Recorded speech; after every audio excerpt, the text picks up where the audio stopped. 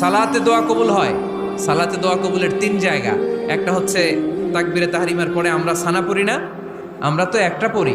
আল্লাহর হাবিব সুন্নাহ এবং নফল নামাজে আরো পড়তেন সানা, ওই দোয়া কবুল হয়। 2 নম্বর জায়গা সালাতে সেজদায় পড়ে দোয়া করলে কবুল হয়।